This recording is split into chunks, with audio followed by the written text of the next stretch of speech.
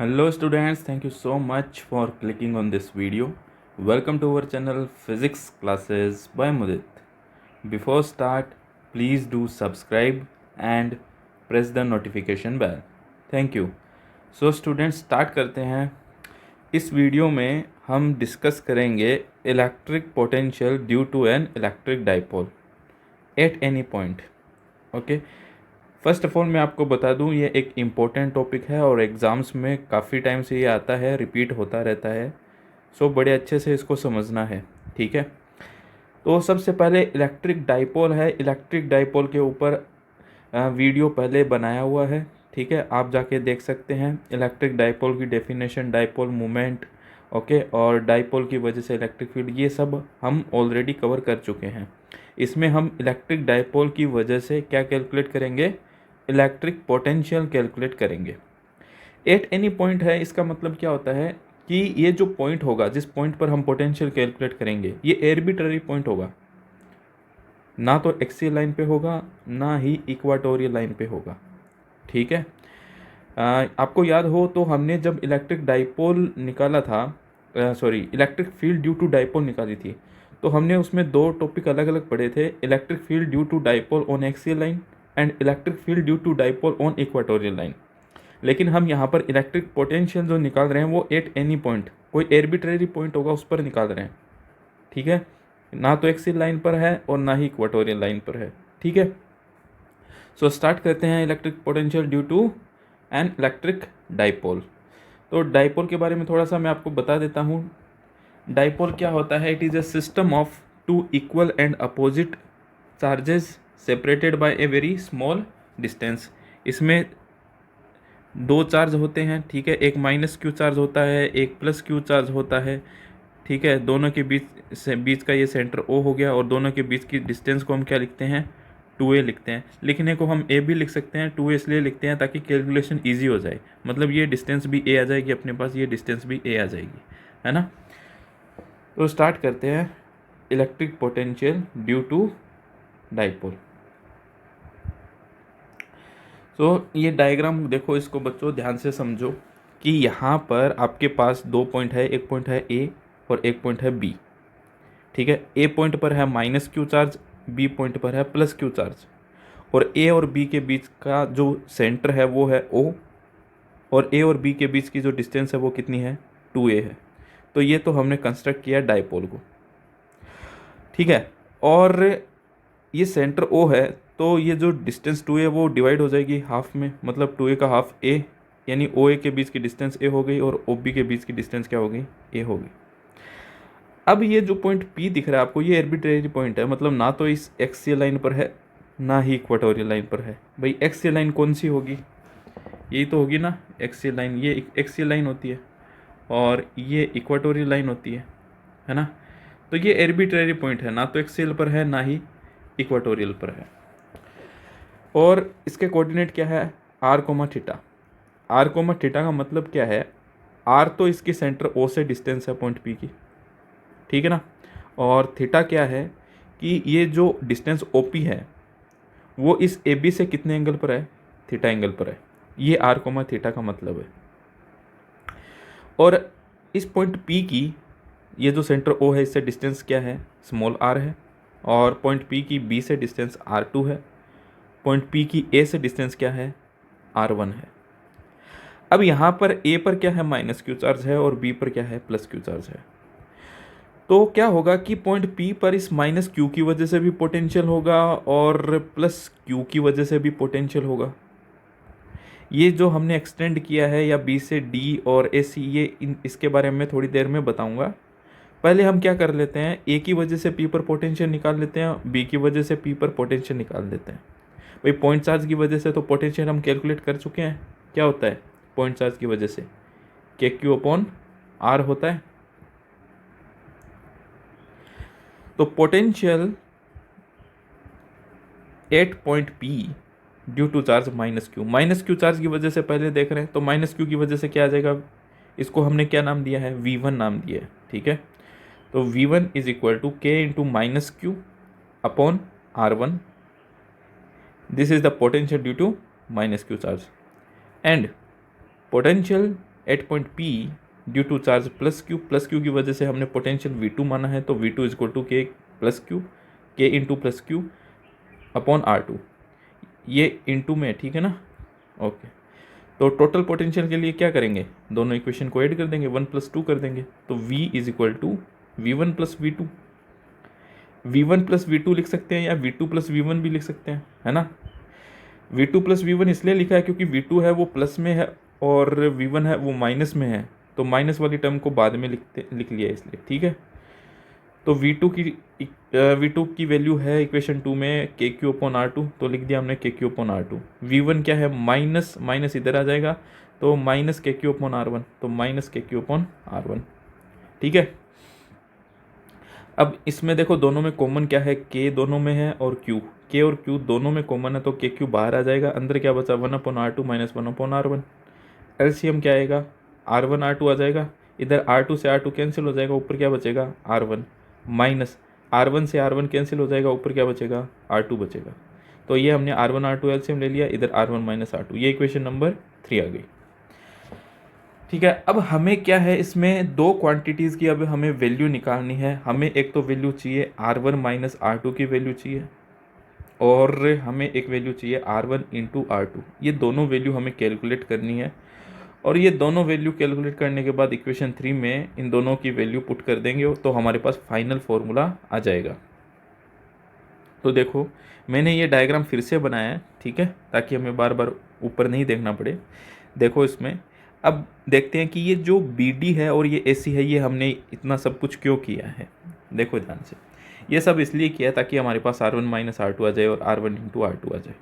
तो सबसे पहले देखो OP जो है, दिख रहा है OP, ये O रहा, ये P रहा, ये OP डिस्टेंस, ठीक है। OP को हम लिख सकते हैं ना OD प्लस DP, भाई O से D तक और D से P तक, इन दोनों OD प्लस DP को ऐड करोगे तो OP आ जाएगा, तो OP को लिख सकते हैं OD प्लस DP, है ना। OP की वैल्यू अपने पास पता है, OP की वैल्यू क्या है R, तो OP की वैल्यू R लिख दी, इज इक्वल टू OD की वैल्यू हमें पता है क्या, भाई नहीं पता, तो ऐसा कैसा, प्लस क्या हमें DP की वैल्यू पता है, नहीं पता, तो DP ऐसा कैसा रख दिया, तो R is equal to OD plus DP। अब हमें OD की वैल्यू चाहिए और DP की वैल्यू चाहिए। तो देखो ये जो DP है ना, इस DP को D को यहाँ से उठा के यहाँ पर लाओगे तो ये ऑलमोस्ट B के पास आएगा, ठीक है। हम कह सकते हैं कि BP is almost equal to DP। DP जो है वो BP के ऑलमोस्ट क्या है, इक्वल है, एग्जैक्ट इक्वल नहीं हो सकता, लेकिन हम कह सकते हैं कि DP is almost equal to BP। और BP की वैल्यू हमें पता ही है R2 है, अगर BP R2 है तो DP भी क्या होगा, R2 होगा। तो ये हमने हमारे पास DP की वैल्यू आ गई। अब हमें क्या चाहिए, DP आ गया, OD चाहिए, OD ये रहा OD। अब BD क्या है, BD इस OP पर परपेंडिकुलर है, BD क्या है, इस OP पर परपेंडिकुलर है। परपेंडिकुलर होने का मतलब क्या है कि यहाँ पर क्या है एंगल, ये एंगल क्या है, ये एंगल 90 डिग्री है, भाई BD है इस OP पर परपेंडिकुलर है, तो ये जो एंगल है वो क्या है, 90 डिग्री है। अब यहाँ हमें OD चाहिए, ये थीटा है, थीटा के सामने आपको पता है क्या होता है, परपेंडिकुलर, और 90 के सामने हाइपोटेनियस, ये हाइपोटेनियस है, ये परपेंडिकुलर है, एक सेकेंड, ये 90 के सामने हाइपोटेनियस हो गया, थीटा के सामने ये परपेंडिकुलर हो गया, और ये क्या हो गया, बेस। अब इसमें हमने देखो क्या निकाला है, कोस थीटा। कोस थीटा क्या होता है, बेस अपॉन हाइपोटेनियस, तो बेस क्या है OD, तो ये बेस लिख दिया OD अपॉन हाइपोटेनियस। हाइपोटेनियस कहाँ है, ये रहा हाइपोटेनियस 90 के सामने, तो OB ये हाइपोटेनियस। हमें OD चाहिए तो क्रॉस मल्टीप्लाई कर दिया, तो OD is equal to OB cos theta. भाई यहाँ पर OD क्या आएगा, OD is equal to OB cos theta, और OB की वैल्यू क्या है, OB की वैल्यू क्या है A, तो A कोस थीटा, यानी OD कितना आ गया, A कोस थीटा आ गया, ठीक है। तो OD आ गया और DP आ गया, OD और DP की वैल्यू यहाँ पर रखेंगे तो अपने पास R आ जाएगा, R is equal to A cos theta plus R2, ये इक्वेशन नंबर 5, ठीक है। अब जैसे हमने इस ट्राइंगल में ये दो चीज़ें कैलकुलेट की है ना, ये R की वैल्यू निकाली है ना, ये सेम टू सेम हमें यहाँ पर इस ट्राइंगल के साथ करना होगा। यहाँ पर देखो हमने OP को डिवाइड किया था, अब हमें यहाँ पर ये वाला ट्राइंगल यूज़ करना है, तो यहाँ पर आप CP को यूज़ करोगे। CP को आप क्या लिख सकते हो, देखो CP को आप लिख सकते हो CO प्लस OP लिख सकते हैं। CP को CO प्लस OP। CP की वैल्यू अपने पास नहीं पता तो CP ऐसा कैसा इज इक्वल टू CO की वैल्यू नहीं पता तो CO ऐसा कैसा प्लस OP की वैल्यू पता है R है तो R। अब यहाँ पर देखो कि जो AP है वो CP के ऑलमोस्ट इक्वल है। AP है वो CP के ऑलमोस्ट इक्वल है। जैसे यहाँ पर हमने किया था ना BP is almost equal to DP, वैसे यहाँ पर AP is almost equal to CP। और AP की वैल्यू कितनी है, R1। तो AP अगर R1 है तो CP भी कितना होगा, R1 होगा। तो CP की वैल्यू आ गई। अब हमें क्या चाहिए, CO। CO की वैल्यू चाहिए तो ये ट्राइंगल यूज करेंगे। अगेन इसमें हम क्या निकालेंगे, कोस थीटा निकालेंगे। अब कोस थीटा निकालेंगे तो यहाँ पर ये देखो ये क्या है 90, ये 90 है, 90 के सामने ये हाइपोटेनियस और ये एंगल है, एंगल के सामने परपेंडिकुलर और ये बेस। तो cos theta is equal to base upon hypotenuse. तो बेस क्या है CO और हाइपोटेनियस क्या है AO। CO हमें चाहिए तो क्रॉस मल्टीप्लाई कर दिया, CO is equal to AO cos theta और AO की वैल्यू क्या है A। AO की वैल्यू क्या है A। तो CO is equal to A cos theta. तो ये CO की वैल्यू आ गई अपने पास और CP, CO और CP की वैल्यू यहाँ पर रख देंगे तो क्या आ जाएगा, CP की value R1 is equal to A cos theta CO की वैल्यू प्लस R। तो अब एक तो देखो इक्वेशन नंबर 5 को और एक देखो इक्वेशन नंबर 6 को, ठीक है। अब इक्वेशन 6 है वो R1 के इक्वल है, तो इक्वेशन 5 को भी अपन R2 के इक्वल ले लेते हैं। R2 के इक्वल लेंगे तो ये A कोस थीटा है वो इधर जाके माइनस में आ जाएगा ना, तो R minus A cos theta और इधर एक क्या बचा R2। तो R2 is equal to R minus A cos theta. तो R2 R minus A cos theta है और R1 क्या है R plus A cos theta है। अब अपने को क्या चाहिए, अपने को उस इक्वेशन में देखो अपने को दो चीज़ें चाहिए, एक तो R1 माइनस R2 चाहिए और एक R1 R2 चाहिए।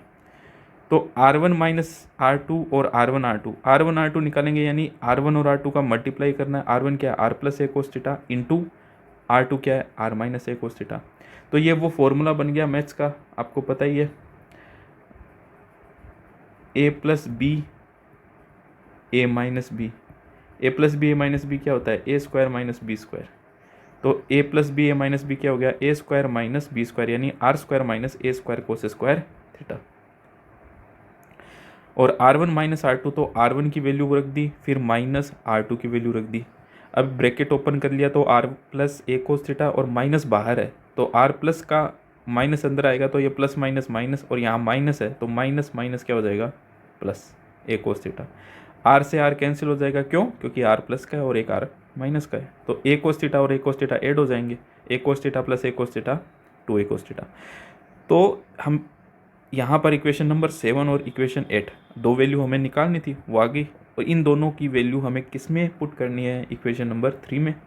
तो इक्वेशन 3 में V इज इक्वल टू के Q R1 minus R2 upon R1 R2 था, तो R1 माइनस R2 की वैल्यू 2A कोस थीटा और R1 R2 की value R square minus A square cos square theta, ठीक है। अब जो R है वो A के कंपैरिजन में बहुत बड़ा है, R is much greater than A, है ना। R है, ये देखो ये R है, ये R जो डिस्टेंस है वो A, भाई A तो क्या है, ये चार्जेस के बीच की डिस्टेंस ही तो है 2A, और ये बहुत छोटी होती है, सेपरेटेड कहते हैं ना डेफिनेशन में, separated by a very small distance. तो A जो है वो R के कंपैरिजन में बहुत छोटा है, तो इस A को हम क्या कर सकते हैं, नेगलेक्ट कर सकते हैं। तो यहाँ पर हमने इस A square cos square theta को नेगलेक्ट कर दिया, यानी हटा दिया, क्या बचा 2A कोस थीटा अपॉन R स्क्वायर, ठीक है। अब 2AQ को साथ में क्या लिख सकते हैं, P लिख सकते हैं ना, क्योंकि 2AQ is equal to P is equal to क्या होता है, डाइपोल मूवमेंट होता है। ये हम ऑलरेडी डिस्कस कर चुके हैं, इसके ऊपर वीडियो बना चुके हैं, डाइपोल मूवमेंट, है ना। 2AQ is equal to P is equal to dipole movement. तो 2AQ को साथ में क्या लिख दिया P, तो KP cos theta upon R square. So यहाँ पर जो पोटेंशियल आया है, यानी पोटेंशियल ड्यू टू डाइपोल, उसमें आप देखो कि जो पोटेंशियल है वो स्क्वायर ऑफ द डिस्टेंस के इन्वर्सली प्रोपोर्शनल है। v is proportional to 1/r²। ठीक है, लेकिन यहाँ पर एक चीज़ नोट करना कि जब हमने electric potential due two point charge पढ़ते हैं ना, पॉइंट चार्ज में जो पोटेंशियल है वो कितना आता है, KQ/R आता है, और वहाँ पर v प्रोपोर्शनल टू 1/r होता है। इसको याद रखना कि पोटेंशियल ड्यू टू डाइपोल, उसमें पोटेंशियल है वो स्क्वायर ऑफ द डिस्टेंस के इन्वर्सली प्रोपोर्शनल होता है, लेकिन potential due two point charge उसमें रेडियस के इन्वर्सली प्रोपोर्शनल, सॉरी डिस्टेंस के इन्वर्सली प्रोपोर्शनल होता है। यहाँ पर r² है और वहाँ पर क्या था, r था, राइट। तो v प्रोपोर्शनल टू 1/r² या v प्रोपोर्शनल टू r⁻², या r² ऊपर जाके -2 हो जाएगा। अब हम इसमें दो केस लेते हैं भाई। स्टार्टिंग में मैंने बताया था एट एनी पॉइंट। अब हम पता करते हैं कि एक्सियल लाइन पर पोटेंशियल क्या होगा और इक्वाटोरियल लाइन पर पोटेंशियल क्या होगा। तो सबसे पहला अपन ने केस लिया है, case first, if theta is equal to 0। थीटा 0 होने का मतलब क्या है, एक्सियल लाइन पर भाई थीटा 0 होने पर, जैसे ही थीटा 0 होगा पॉइंट P कहाँ पर आ जाएगा, एक्सियल लाइन पर। भाई थीटा है, ये 0 हो गया। अगर ये 0 हो गया तो ये पॉइंट P कहाँ जाएगा, यहाँ जाएगा, इस लाइन के ऊपर आ जाएगा पॉइंट P। जैसे ये वाली लाइन है वो यहाँ आएगी तो थीटा 0, तो ये क्या हो जाएगा, एक्सियल लाइन। और थीटा को आप 90 कर दोगे तो ये पॉइंट P कहाँ पर आ जाएगा, इक्वाटोरियल लाइन पर। तो बस हमने यही दो केस लिए हैं कि अगर पॉइंट P एक्सियल लाइन पर आ जाए तो पोटेंशियल कितना हो, और थीटा 90 मतलब इक्वाटोरियल लाइन पर पॉइंट P आ जाए तब पोटेंशियल कितना होगा। तो if theta is equal to 0 on axial line, तो यहाँ पर कोस थीटा की जगह क्या आ जाएगा, कोस जीरो की वैल्यू क्या होती है, 1 होती है। तो पोटेंशियल क्या आएगा, KP/r²। और ये पोटेंशियल क्या होगा, मैक्सिमम होगा। मैक्सिमम क्यों होगा, क्योंकि कोस की मैक्सिमम वैल्यू कितनी होती है, 1 होती है। तो ये पोटेंशियल क्या होगा, मैक्सिमम होगा। Okay, now on equatorial line पर क्या होगा, थीटा क्या हो जाएगा 90, और कोस 90 की वैल्यू क्या होती है, 0। और अगर आप इस फॉर्मूले में कोस 90 की वैल्यू अगर आप 0 पुट करते हो तो पोटेंशियल क्या आ जाएगा, 0 आ जाएगा। ठीक है, तो ये दोनों केस है। ऑन एक्सियल लाइन पर पोटेंशियल होता है KP/r², ये डाइपोल की है, ठीक है ना, डाइपोल के लिए। और डाइपोल की जो इक्वाटोरियल लाइन होता है उस पर पोटेंशियल क्या होता है, 0 होता है। इन केसेस को आपको याद रखना है और ये फॉर्मूला याद रखना है, potential due to dipole at any point KP cos θ/r²। ठीक है, सो बच्चों इस वीडियो में इतना ही। अगर आपको वीडियो अच्छा लगा है तो प्लीज़ इसे लाइक करें, अपने फ्रेंड्स के साथ शेयर करें, and don't forget to subscribe. Take care, thank you.